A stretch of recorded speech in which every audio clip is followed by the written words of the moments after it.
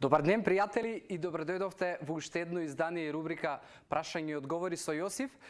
Името кој што најавивме е Јосиф Дамјанов и денеска одвоив 7 прашања на кои што ќе дадам одговори.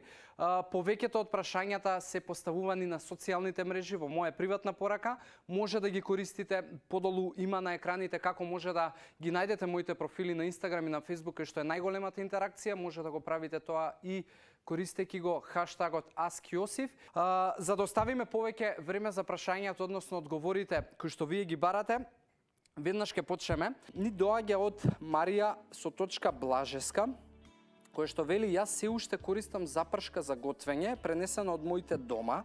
Зошто се прави тоа и колку е правилно?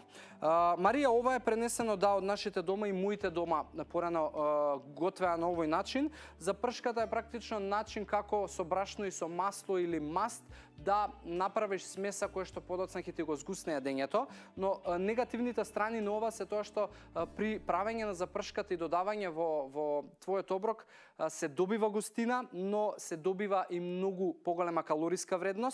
Од друга страна може да направи проблеми со дигестија и многу луѓе кога јадат оброк кој што има запршка, знаат да осеќаат тегоби, да имаат дигестивни проблеми, подуеност, можеби киселини.